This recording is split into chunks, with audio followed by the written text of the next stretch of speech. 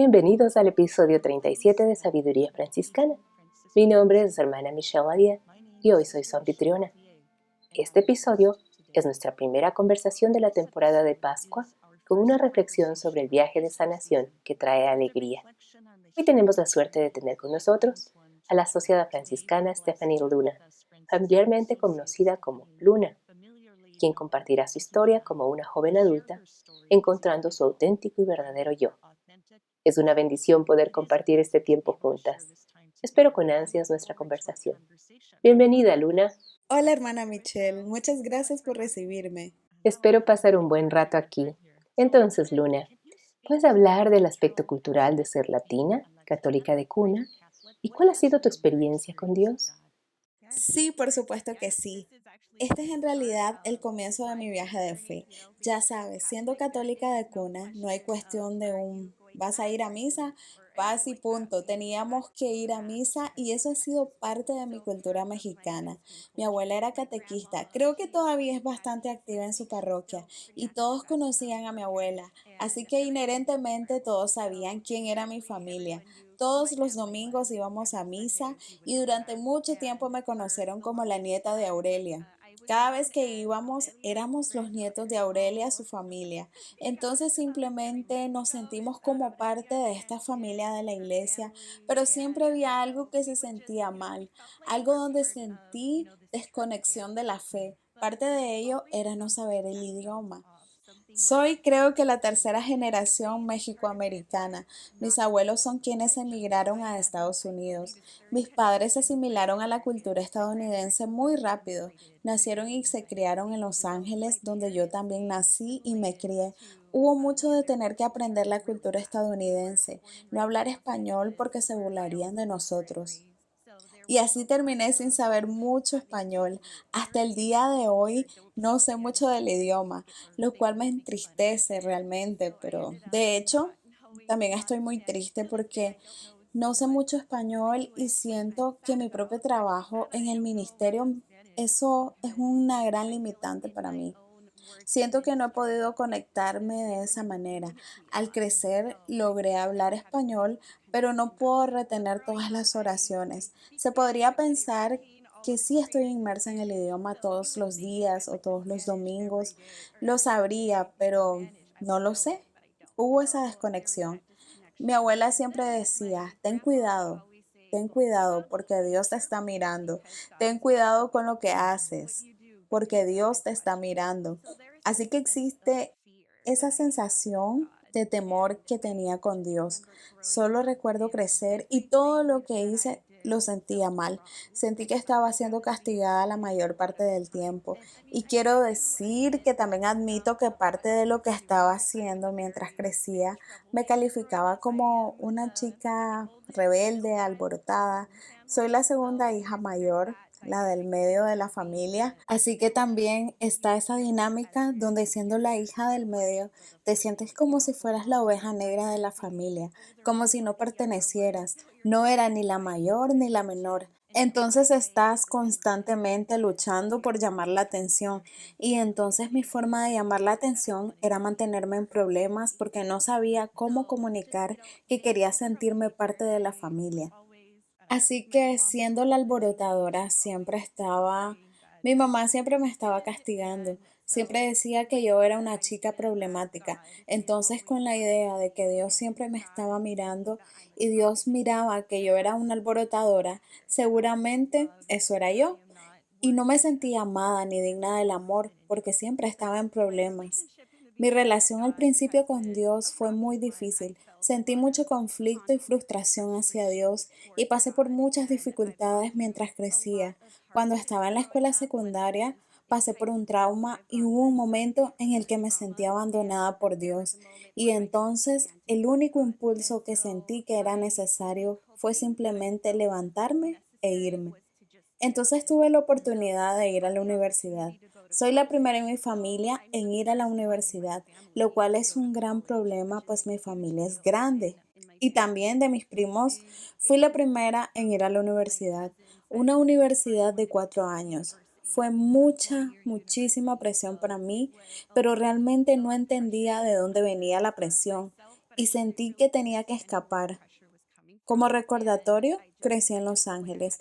Solo conocí el sur de California y dije, quiero irme lejos, pero no muy lejos. Entonces fue cuando terminé en el área de la bahía. Y hablas del área de la Bahía de San Francisco, para las personas que no están familiarizadas con la geografía, ¿verdad? Correcto, sí. Así que terminé en el área de la bahía de San Francisco y ese era un lugar muy desconocido. Y fue ahí cuando fui, creo, como a una feria de clubs o como una feria de organizaciones y clubs. Fue cuando vi el Club Católico y a partir de ahí dije, está bien, sé que soy católica, esto es muy familiar para mí. No quería admitirlo, pero estaba empezando a sentir nostalgia. Y cuando pensaba en casa, pensaba en ir a misa, así que me tomé el tiempo para hablar con los que estaban en la mesa del Club Católico. No recuerdo con quién hablé, pero recuerdo haber tomado el volante que decía Estudio Bíblico los martes a las 12 p.m. Así que había pasado algún tiempo y me encontraba sin hacer mucho. No vivía en el campus y eso también era difícil. Había muchas incógnitas en mi vida. Nadie me enseñó cómo usar o cómo solicitar ayuda financiera. Nadie me enseñó cómo solicitar una vivienda. Tuve que hacer realmente mía la experiencia. No lo sabía en ese momento, pero realmente necesitaba confiar en la gente. Entonces, como rebelde, como rebelde nata, pensé, está bien, vamos a confiar en que las cosas encajarán. Un par de semanas después de recibir ese volante del Club Católico, me encontré sola en el campus. Era martes a las 12, a la hora del almuerzo, y no tenía nada que hacer. Eso suena familiar. Bueno, entonces, ¿qué hiciste? Así que metí la mano en el bolsillo de mi chaqueta y esa chaqueta era la misma que había usado para la feria del club y las organizaciones. Y he aquí, encontré el volante que decía Estudio Bíblico martes a las 12. Pensé, está bien, no tengo nada que hacer, iré. Y ese fue el comienzo de un momento que me cambió la vida, en el que sentí una especie de atracción, alguna fuerza me dijo que fuera a ese estudio bíblico. Y fui. No fue el estudio bíblico más emocionante, estaba bastante seco, pero algo me dijo que siguiera adelante. Estaba sola, pero la gente me invitaba a salir. Personas me pedían que me uniera a ellos en eventos sociales, compartiendo una comida juntos y como estudiante universitaria en bancarrota, eso fue algo con un gran atractivo. Lo necesitaba. Estaba hambrienta, tenía mucha hambre, pero no sabía de qué. No solo tenía hambre de apetito, sino que tenía hambre en mi copa espiritual. Necesitaba que se llenara. Me pidieron que saliera con ellos y me pidieron que fuera a misa con ellos. Y seguí yendo. Y fue entonces cuando seguí escuchando este mensaje de que Dios es amor y que Dios quiere amarme, amarnos. Pero tuve un conflicto con eso porque recordaba que ese no había sido el mensaje que había recibido cuando era niña. Lo que siempre recibí fue el ten cuidado porque Dios te está mirando. Así que mi relación con Dios creció inmensamente después de asistir a ese estudio bíblico. Sentí esa reconexión con Dios nuevamente, que Dios quería amarme y me amaba, pero no estaba segura de cómo se veía eso en mi día a día. Vaya, esa es toda una historia. Solo para revisarlo desde otra perspectiva aquí, mencionaste que fuiste la primera en tu familia en ir a la universidad, y eso significó mucho, como ya sabes. ¿Cómo solicitaste ayuda financiera? ¿Cómo accediste? ¿A dónde ibas? ¿A qué te dedicabas? Entonces, al recordar esa experiencia ahora, algunos años después, ¿qué impacto ha tenido en tu vida? Ah, sí. Hay momentos en los que me siento y pienso, wow, hice eso no solo por mí, sino que lo hice por mi familia. Había una clase de estudios étnicos que tomé mientras estaba en la universidad y hablamos de riqueza generacional y trauma generacional. Y como en este trauma generacional constantemente transmitimos ese trauma de persona a persona y de generación en generación, y lo mismo puede decirse de la riqueza. Realmente no entendía la parte de la riqueza porque vengo de una familia de clase trabajadora donde siempre estamos trabajando, siempre estamos apurados para ganar el próximo dólar. Y entonces mi familia está atrapada en la mentalidad de cheque a cheque. Recuerdo que obtuve mi primer trabajo de tiempo completo y me senté en la parte de atrás y me sentí muy emocionada. Me sentí, supongo que en términos de éxito, como en ese momento me sentí exitosa. No por mi persona, ya sabes, sino porque logré terminar la universidad y todo eso. Me sentí exitosa porque sentí que rompí el ciclo de cheque a cheque dentro de mi propia familia. Vaya, genial. Lo fue muy bueno, pero ya sabes, con eso también me sentí tan responsable, sentí que si no lo hacía, fracasaba y me presionaba a mí misma. Si no conseguía el trabajo de tiempo completo, si no hacía el camino tradicional después de la universidad para conseguir un trabajo, entonces fracasaba.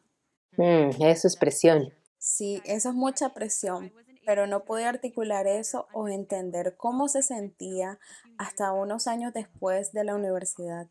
Vaya, esa es una experiencia increíble. Lo que escucho en esta parte de tu historia es una gracia asombrosa, que pudiste lograr lo que lograste y has continuado desde entonces bien. Exacto, sí, sí. Entonces, con toda esa presión desconocida que tenía, no solo estaba lidiando con las dificultades de tener que resolver la universidad por mí misma y todas las cosas adultas que tenía que hacer, entre comillas. Mi familia también estaba en medio de mucho conflicto. Mis padres se divorciaron probablemente en mi segundo año de escuela y tenía que hacerlo. Sentí que había un momento en el que elegía a mi familia o elegía la escuela. Decidí elegir la escuela y hay momentos en que mi familia, bueno, ellos, hay momentos en que siento que me molestan por eso. En parte porque cuando hablo con ellos dicen cosas como, bueno, no sabes cómo fue porque no estabas aquí. Y en esos momentos, la verdad es que sí duele. Pero también sé que ellos tampoco entendían lo que me estaba pasando. Ujú, entiendo. Estoy aprendiendo ahora que lo mejor que pude haber hecho por mi familia en ese momento fue estar lejos, porque en cualquier momento podrían haber venido a visitarme al área de la bahía y estar lejos de toda la ira que estaba sucediendo ahí. Entonces con todo eso estaba desgarrada, sentí más presión, sentí que si no terminaba esto, todo habría sido en vano y tenía tanta culpa porque yo estaba lejos mientras mis padres se estaban separando y hubo un momento en que mi mamá y mis hermanos estaban sin hogar y si definimos a las personas sin hogar, pensamos en no tener un hogar permanente, ¿no? Y mi familia no tenía un hogar permanente, así que toda mi familia se quedó sin hogar en un momento dado. Y yo estaba en mi habitación con mi cama mientras mi familia estaba en otro lugar durmiendo en un sofá. Esas son muchas presiones, ¿cierto? Fue mucho, así que solo pensé, ¿a dónde voy desde aquí? Estoy tan rota, soy una alborotadora, tal vez me merezco esto, tal vez me merezco que mi familia se rompa. Y tuve este pensamiento de no pertenecer. No sentía que pertenecía a nadie, me sentí rota. Tuve el trauma que me sucedió en la escuela secundaria y luego llegué a la universidad y esa fue mi única cosa buena, mi único escape de todo eso, de todo lo que me ocurrió. Y ahora tenía este otro trauma con mi familia rota. Me sentí quebrantada en el espíritu, me sentí desagradable como si tal vez me mereciera toda la infelicidad que me estaba pasando en la vida. Pero ese anhelo de pertenecer, irónicamente, me alejó del ministerio universitario, o al menos lo intenté. Me sentí indigna.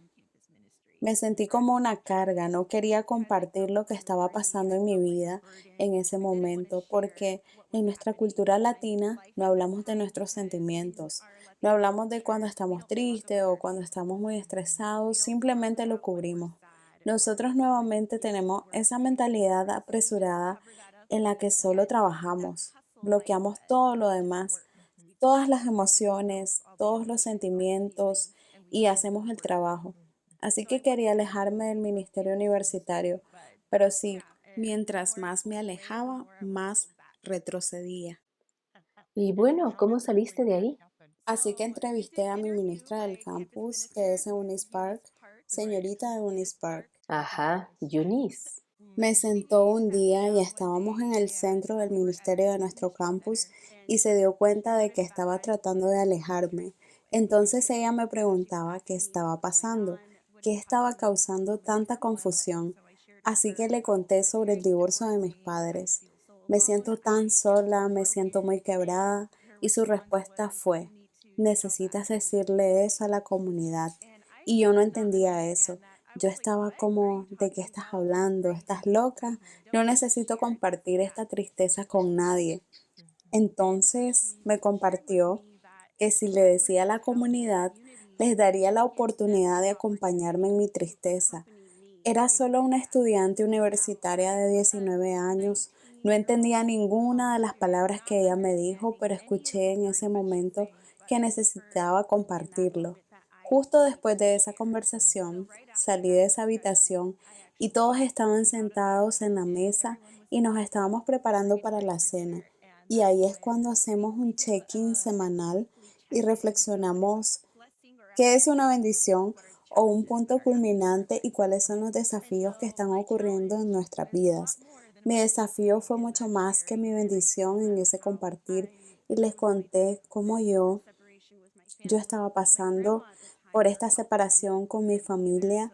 Mi abuela en ese momento, su salud no era muy buena, entonces ella estaba prácticamente acostada en su lecho de muerte en ese momento. Así que fue solo una pérdida tras otra, y la respuesta fue tan amorosa. Después de un gran riesgo de tu parte.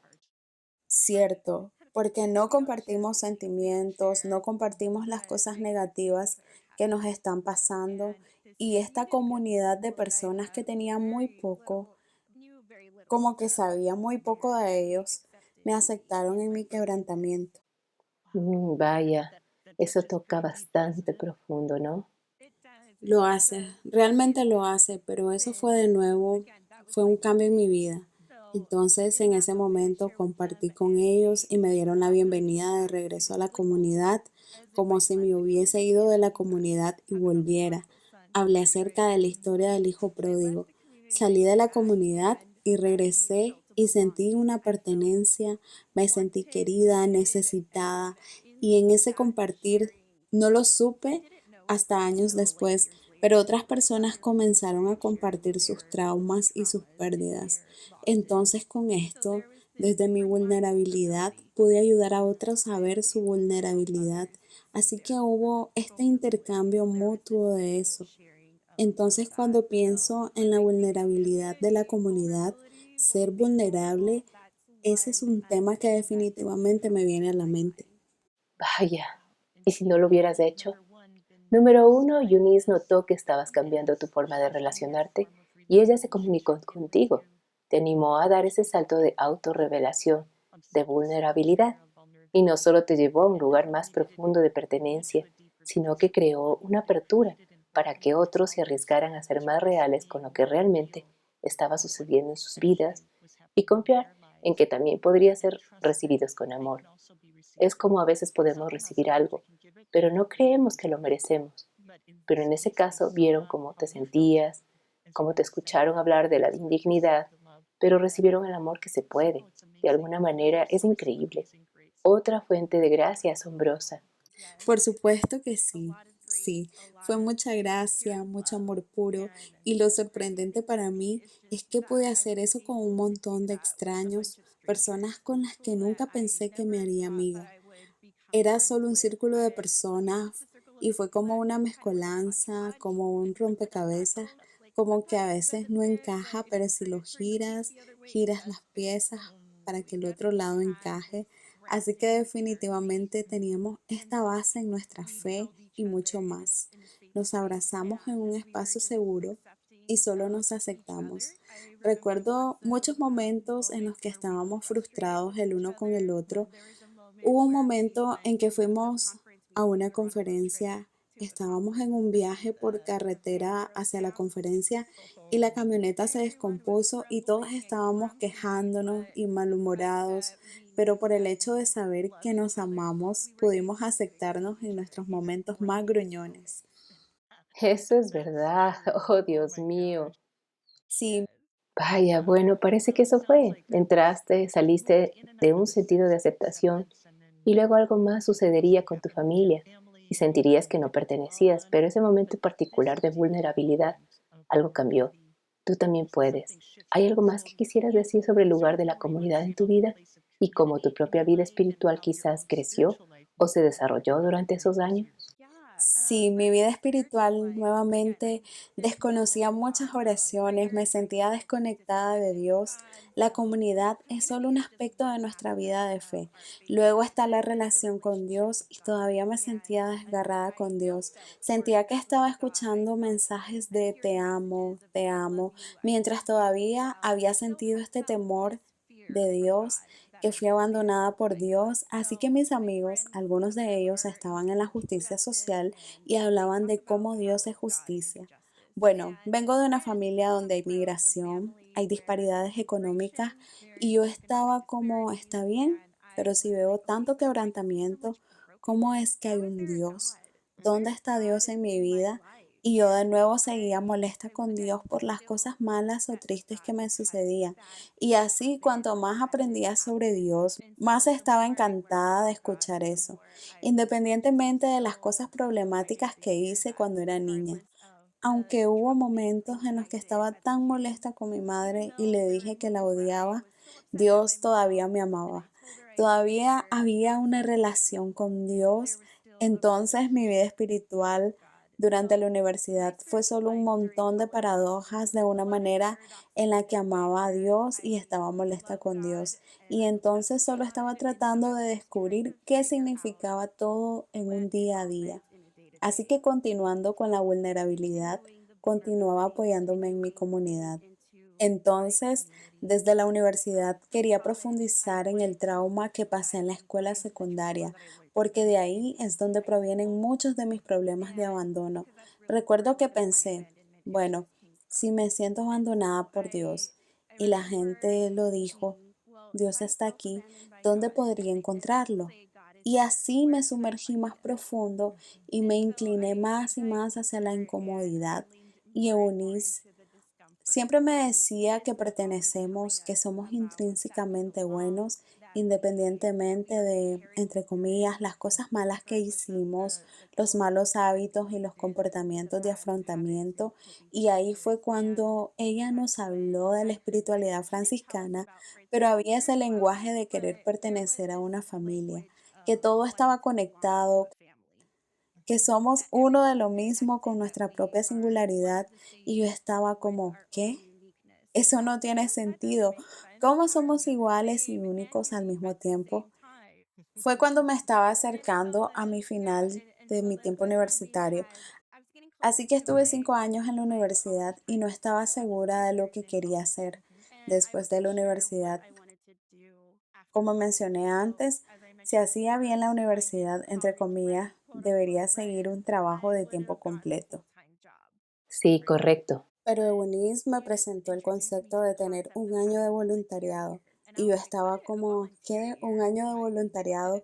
Yo no sabía nada de eso. Terminé buscando la red de voluntarios católicos y estaba mirando esta lista de años de voluntariado católico y en ese momento quería ser una especie de videógrafa o trabajar en algún lugar con comunicaciones masivas. Entonces pensé, está bien. Sé que estos son mis intereses, estas son mis pasiones, pero ¿a dónde voy? Así que entrevisté a otros dos grupos de voluntarios. Uno fue con las Hermanas de San José, creo que en Nueva York, y otro fue con un grupo a confesional. Creo que su nombre era Cristo Rey. Podría estar equivocada, pero ese año de voluntariado habría sido en Detroit. Luego encontré a los voluntarios de la comunidad franciscana y algo sobre este sitio web. No sé si fueron los colores o muy buen marketing, así que quien quiera que estuviera a cargo de ese sitio web lo hizo realmente bien. Lo miré, lo estaba leyendo y solo veía la sonrisa y veía el trabajo y los pilares. Creo que fue simplicidad, servicio y comunidad. Y yo estaba como, oh, me gusta hacer servicio, me encanta la comunidad. Acabo de aprender a estar en una comunidad y la simplicidad. No estaba muy segura de eso porque nunca había oído hablar de eso antes. Y decía que la ubicación era Minnesota. Y yo estaba como, está bien, nunca he oído hablar de Saint Cloud, Minnesota, y así lo compartí con Eunice. Se lo conté y le dije. Y ella respondió, ¿cuándo vas a ir a Minnesota? Y yo estaba como, sí, tienes razón. ¿Cuándo irá una chica de California a Minnesota o tendrá la oportunidad de ir a Minnesota? Todavía estaba discerniendo, hice las entrevistas, me estaban llamando de diferentes lugares, pero no fue hasta que vi la película Hermano Sol, Hermana Luna sobre San Francisco de Asís. Todos estábamos en el centro del ministerio del campus y estábamos sentados viendo esta película. Y así fue. Entré sin expectativas, no sabía lo que estaba viendo y así en la escena donde San Francisco se quita la ropa y está en medio de la plaza, le está diciendo a su padre como yo no lo hago, que estos no son míos, que son solo posesiones terrenales.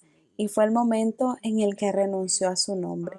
Renunció al nombre de su padre y dijo, este no es mi nombre, esto no es lo que soy. Voy a vivir una vida para ir en búsqueda de quién soy.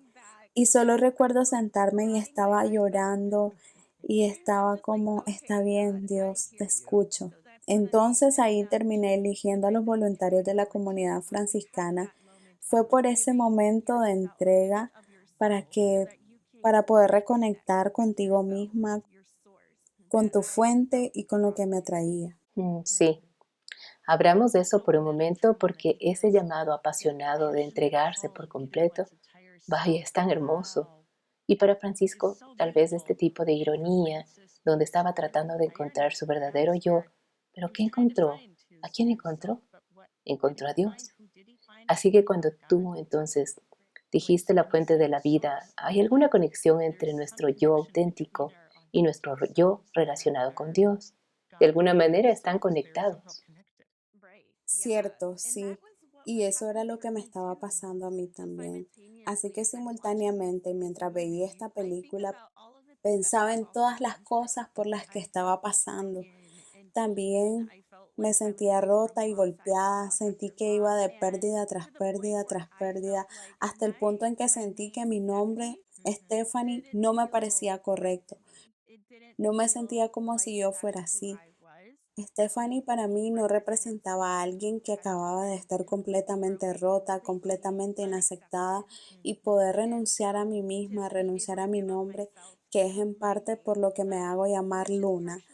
Siento que con Luna ha habido tanta transformación en mí en la universidad, donde sentí que, ¿sabes qué? Stephanie ya no aplicaba. Sí, solo la ironía de entregarte para reconectar contigo mismo y con tu verdadero ser. ¿Y nos puedes decir qué significa tu nombre, Luna? Luna, creo que el nombre es muy espiritual, es parte de mi relación espiritual o mi vida espiritual donde reflejo el sol. La luna refleja la luz del sol y el sol es Dios. Así que estoy haciendo todo lo posible para vivir mi vida, para reflejar ese amor que Dios tiene para mí y para los demás. Hermoso. Es como si entraras en tu propio sentido de misión, tu propósito. Sí, sí, definitivamente. Entonces sigamos adelante. Actualmente trabajas como educadora misionera con los padres y hermanas de Maryknoll.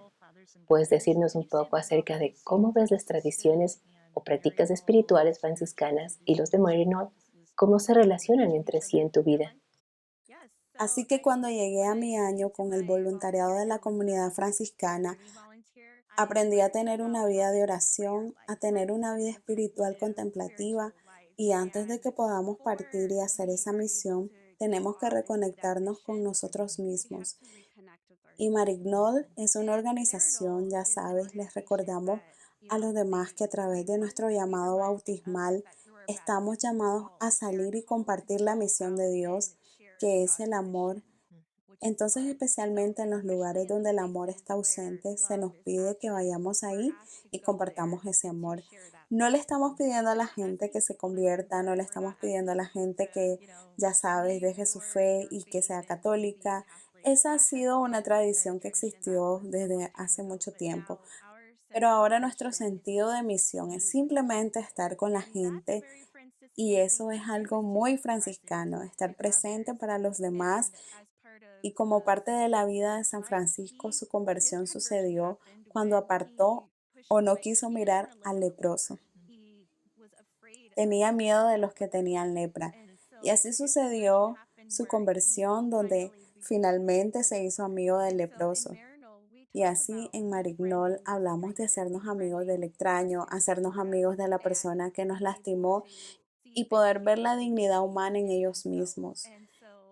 Y si el hecho de que puedo tener contemplación y acción ha sido una gran parte de mi vida, porque sabía que tenía este llamado al servicio, pero tampoco sabía cómo se veía o cómo hacerlo, así que camino con un grupo de adultos jóvenes en el área de la Bahía de San Francisco y existe este anhelo de pertenecer, y eso es algo con lo que sé que tuve experiencia. Y entonces podemos compartir el don que tuve con el ministerio universitario con otros y me ha sido de gran ayuda para caminar o acompañar a otros jóvenes adultos que están buscando su relación con Dios. Vaya, eso es realmente genial. Bueno, quiero saborear lo lejos que hemos llegado y solo preguntar un poco más específicamente, ¿qué don o dones ves que te trae la espiritualidad franciscana o la vida franciscana, incluidos estos últimos años de COVID? Oh, sí, el COVID en estos años ha sido duro. Conozco personas que han perdido familiares, simplemente sentí mucho dolor y sufrimiento. Aprendí muchas cosas por las que no me había afligido. Así que ya sabes, cuando te quedas, cuando estás en el refugio, en el lugar donde no puedes salir, todas las cosas que solías hacer para cubrir todo el dolor ya no están ahí. Entonces tuve la oportunidad de encontrar una relación conmigo misma nuevamente durante la orden de refugio. Y recuerdo en mi año de voluntariado que tomé el eneagrama. Y el eneagrama fue una herramienta que me ayudó a articular mi comportamiento de afrontamiento. En el eneagrama me encontré como un 7. Es el entusiasta que también es el alma de la fiesta. Con mi energía siempre me dicen, oh, eres el alma de la fiesta, siempre estás ahí. Y eso tendría sentido porque hice algo de teatro en la escuela secundaria, así que estoy al frente y en el centro del escenario y todo eso. Entonces en el eneagrama soy el alma de la fiesta porque no quieres experimentar el dolor, estás tratando de evitar el dolor, estás tratando de evitar el dolor y el sufrimiento y era lo que me estaba pasando. Solo para hablar de la universidad nuevamente, cuando me sucedieron todas estas cosas, el divorcio de mis padres, la pérdida de una relación, el fallecimiento de mi abuela, lo afronté de maneras no tan buenas. Terminé en relaciones poco saludables, teniendo comportamientos de afrontamiento poco saludables. Estaba tratando con todas mis fuerzas de no sentir el dolor que estaba ocurriendo en ese momento, pero durante la pandemia no puedes huir del dolor, no puedes huir del sufrimiento que está pasando. Nuevamente, en el voluntariado franciscano, aprendí sobre hacheitas, ya sabes, encontrar tu verdadero yo. Y yo pensaba que había aprendido quién era mi verdadera yo. Había pasado por este viaje en el ministerio universitario.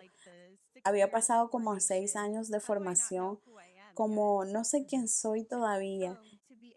Y entonces soy capaz de retroceder y encontrar las cosas que me traían alegría, encontrar las cosas en las que sentí que era realmente auténticamente yo. Eso fue una lucha. Durante COVID, la gente hizo muchos proyectos, muchos pasatiempos. En mi energía, donde quería divertirme todo el tiempo porque no quería sentir el dolor, aprendí a cuidar el jardín, aprendí a hacer el compost, a hacer pan, estaba haciendo ejercicio, estaba haciendo todas estas cosas, pero no había mucho espacio para la oración y mucho espacio para la contemplación. Así que todavía estabas ocupada, pero solo con un tipo diferente de ocupación. Exacto. Entonces, cuando me acordé de Hacheitas, pensé, está bien, algo tiene que ceder, tengo que escalar todos estos proyectos y concentrarme en una o dos cosas. Y esas dos cosas eran la meditación y caminar, salir a caminar y pensar como el espíritu franciscano. Eso es exactamente lo que hizo Francisco. Se quedó quieto, meditó y también salió. Así que había esta constante entrada y salida.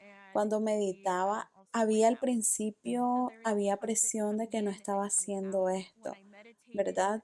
Tenía que ser perfecto, tenía que estar en silencio durante 10 minutos y si no lo hacía correctamente era un fracaso. Y luego de mis caminatas tuve que reconectarme con la naturaleza. Si no hago esto correctamente, entonces no lo estoy haciendo bien. Y así, una vez que comencé a eliminar el diálogo interno negativo, pude volver a conectarme y escuchar una voz diferente. Había otra voz que estaba escuchando y no estaba segura de quién era. Y así, a través de muchos años, con muchos años de terapia, muchas charlas con Eunice y muchas charlas con mi comunidad, estaba aprendiendo que había algo de curación que necesitaba hacerse. Todavía no estaba curada. Incluso con todos esos años de formación, mi relación con Dios todavía era inestable porque no había sentido. No había sentido auténticamente esa tristeza que estaba sintiendo. Y durante una de mis charlas con Eunice, ella también mencionó que si no estaba experimentando una verdadera tristeza, era posible que ni siquiera estaba experimentando una verdadera alegría. Ese fue un punto de inflexión para mí, donde pensé que estaba viviendo una vida feliz, pensé que lo estaba disfrutando la vida tal como era, pero el COVID realmente me mostró que ese no era el caso, no era cierto. Simplemente tenía miedo de vivir con alegría porque sentía que no era digna de la alegría, porque todavía me sentía indigna del amor. Entiendo. Así que parece que ha habido capas, ¿verdad? Porque has visto este patrón antes y me pregunto, porque te has referido a él un par de veces y fue un punto pequeño de inflexión. ¿Podrías describir a nuestros oyentes qué es Hacheitas? ¿A qué te refieres?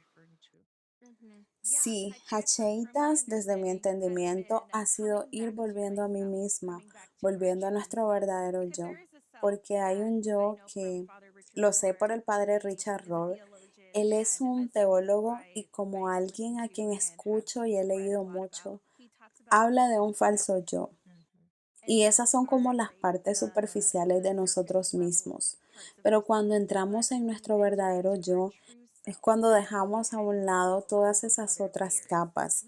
No nos importa cómo nos vemos, si nuestro cabello está bien hecho, si el maquillaje está bien hecho, porque nada de eso importa. Si tenemos un auto caro, si tenemos trabajos en la industria de la tecnología, eso no es lo que yo soy. Así que mi viaje siempre ha sido consistido en apoyarme en las cosas que me hicieron ser quien debo ser, porque Dios me hizo a su imagen. Eso es hermoso y le daré una luz diferente porque iluminar como lo hace la luna desde diferentes perspectivas puede ser esclarecedor. Desde la perspectiva teológica, la tradición franciscana tiene 800 años, cerca de eso, y hay diferentes teólogos o eruditos que han estudiado y abierto cómo interpretar las opciones morales, cómo interpretar quién es Jesús, cómo interpretar, tú sabes, una buena vida honrada y lo que es ser parte del cuerpo de Cristo. Tiene muchas capas. ¿Para qué estamos aquí? ¿Hacia dónde nos dirigimos? Hacheitas fue un término acuñado por un teólogo llamado John Duns Scotus hace cientos de años. Y debido a que es un término creado, en realidad no hay una palabra que se traduzca exactamente, pero lo más cercano podría ser esta. Así que eso de ti, el esto de Jesús, el esto de este niño. Y podríamos extender eso para decir que este árbol es esto, esa dignidad única e inherente de toda la vida que como estás nombrando se expresa en tu vida, poniéndote en contacto con tu verdadero yo. Es del Hacheitas. la esencia de lo que eres, lo que es irrepetible en todo el cosmos, en todo el universo, que ese es un regalo de la expresión de Dios en el mundo, la palabra que estás aquí para hablar con tu vida.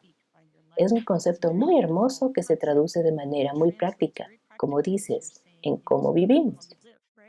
Cierto, sí, y ya sabes, siempre he sido la chica graciosa, ¿sabes? Mientras crecía, la gente me decía, oh, eres tan graciosa, tú eres genial, y pensé que si no soy graciosa, si no soy feliz, entonces nadie me va a querer. Entonces, al hablar de ese hacheitas, mi identidad, pensé que tenía que ser la persona divertida y feliz, y ahora estoy aprendiendo que mi esteidad, mi yo auténtica, también expresa tristeza, también entiende lo que es el dolor. Y pensando en el dolor y llevando mi corazón en la manga, me han dicho que ayuda a las personas a sentir su tristeza, su esteidad en ese momento, porque creemos en una sociedad en la que sabes que sentir tus sentimientos no está bien. Si eres un chico, no puedes sentir tus sentimientos, no puedes expresar lo que necesitas, no puedes entender, no se puede dar espacio a las personas para su tristeza. Y lo mismo es en nuestra cultura, en mi cultura latina, donde yo no podía sentir mi tristeza. Entonces yo, como no había llorado antes por, ya sabes, las cosas que sentí, estoy aprendiendo que con la vida viene la tristeza. Y a través de la tristeza puedo encontrar alegría. ¿Puedes repetir eso? Creo que hay un problema ahí. Sí, entonces con la tristeza puedo encontrar la alegría. Y no sé si pueda repetirme a mí misma, pero sí, sí, no sé si puedo repetírmelo, pero hubo muchos momentos en los que me di el espacio para estar en esa tristeza de llorar si necesitaba llorar. Recuerdo este momento durante el lugar de refugio en orden, cuando entré en mi habitación y supe que me sentía triste, pero no sabía. Realmente no podía determinar de dónde venía la tristeza, pero me di el tiempo y el espacio para llorar.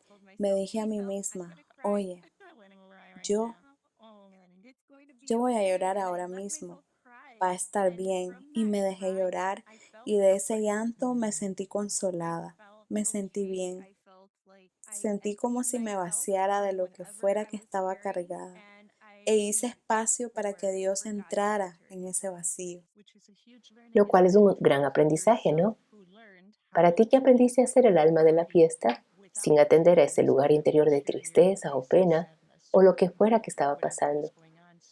Así que la comodidad de darte permiso para estar en esa tristeza es un avance muy hermoso. Sí, lo fue. Era realmente, era la primera vez que me decía a mí misma o me daba permiso para decir, oye, yo, si vas a llorar, ahora es el momento, es el espacio, estoy aquí para ti. Bien, Luna, una cosa más a la que me gustaría volver desde el principio. Hablaste sobre Francisco y el leproso y que la importancia de la película Hermano Sol, Hermana Luna, que tal vez históricamente no es la película más precisa, pero en cierto nivel espiritual también me atrapó cuando era una adulta joven y cuando estaba en la universidad vimos esa película. Fue la primera vez que conocí a los frailes franciscanos y estaba como enganchada. ¿Quiénes son esos chicos? Son tan reales en su alma, pueden reír, divertirse, pero de todos modos, a lo que quiero volver sobre el leproso relacionado con lo que acabas de decirnos, es en el tiempo de Francisco, hace 800 años, los leprosos, como en el tiempo de Jesús, eran impuros y fueron aportados de la comunidad y fuera de las puertas de la ciudad y quitados. Habla de una falta de pertenencia. Se encontraron, había un cierto nivel de pertenencia allí, pero no en la sociedad en general. Y en la propia experiencia de Francisco, de lo que podríamos decir conversión o transformación, llegó un momento en que se volvió hacia el leproso, y de hecho está registrado. Abrazó al leproso. Y oiríamos entonces su reflexión sobre lo que el biógrafo después, hablando de eso, lo que era amargo se volvió dulce. Entonces, cuando hablas de la tristeza y de sentir la tristeza, y de algunas maneras trae consuelo, y tal vez antes de referirse a lo que si no sientes tu tristeza, realmente tampoco puedes experimentar la alegría auténtica. que lo amargo y lo dulce, esto es una experiencia humana, la paradoja a la que te referías antes. Cierto. Y mi ministerio en Marignol me ha ayudado mucho a ver eso también, donde primero tenemos que conectarnos con nosotros mismos, tener esa relación con Dios y luego esta aceptación del amor de Dios nos ayuda a llegar a quienes han sido marginados. Y luego aprendemos que nos pertenecemos unos a otros. Eso ha sido una gran lección para mí durante este tiempo de COVID. Hay tanto dolor, tanto sufrimiento, tanta división entre las personas, pero definitivamente nos hemos dejado u olvidado que nos pertenecemos unos a otros. Amén, amén. Así que tal vez eso es, y vamos, por si quizás hay algo más que quisieras agregar sobre lo que los franciscanos, incluyéndote a ti, pueden aportar al mundo de hoy. Solo el sentido de que nos pertenecemos unos a otros y a la creación. Recientemente hice una serie con la diócesis sobre la creación. Entonces, durante la temporada de la creación del año pasado, 2021, hablamos sobre las 4 áreas de nuestras vidas en las que podemos marcar la diferencia. Y debido a lo mucho que ha cambiado el clima en los últimos años, siento que ha cambiado mucho en los últimos 5 y siento mucho miedo de cómo nuestras acciones hacia el medio ambiente están tomando esto, las consecuencias que están sucediendo. ¿Qué calor hace en octubre cuando debería ser, ya sabes, la transición al otoño en un clima más frío?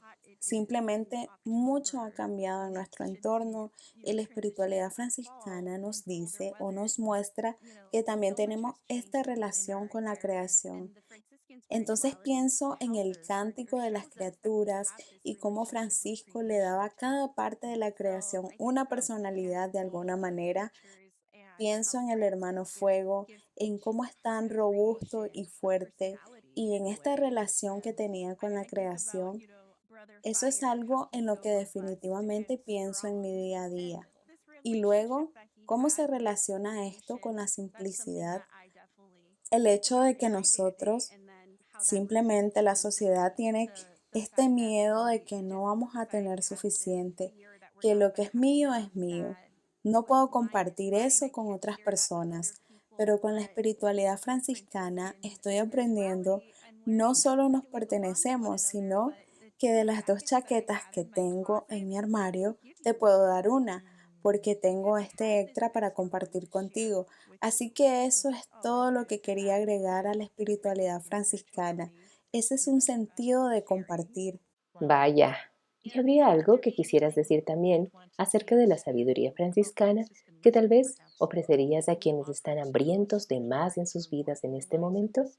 Definitivamente los invitaría a buscar una comunidad de franciscanos y si son accesibles, si pueden, pero creo que comunidad, servicio y creación, creo que esas 3 cosas son enormes en la espiritualidad franciscana, donde pasar tiempo en comunidad con las personas, ser vulnerables unos con otros, encontrar el tiempo para servir. No solo tenemos que hacer el trabajo interior dentro de nosotros mismos, sino que tenemos que practicar eso en nuestro día a día. No podemos simplemente escuchar el Evangelio y no hacer nada al respecto. San Francisco también tiene esta gran cita de predicar el Evangelio en todo momento. Usa palabras si es necesario. La acción viene con eso. Así que toma tiempo para servir y busca formas de estar en relación con la creación. Pasa tiempo al aire libre. Si tienes un animal peludo, cualquier mascota que tengas en casa, conócelo, los amas y ellos también quieren tener una relación contigo. Entonces, solo para poder pasar tiempo en la naturaleza, lo que sea que te parezca, creo que esos 3 elementos definitivamente producirían la sabiduría franciscana. Ujú. Bueno, gracias por ese hermoso tipo de resumen de verdad, de lo que has estado hablando durante todo el tiempo que pasamos juntas. Habrá notas del programa, por lo que podremos algunos enlaces de allí a algunas referencias para una mayor lectura y conexión. Solo quiero agradecerte, Luna, por estar con nosotros en el podcast de hoy. Nos has obsequiado con un regalo realmente muy preciado, la historia de tu vida. Y sí, gracias por compartir con nosotros.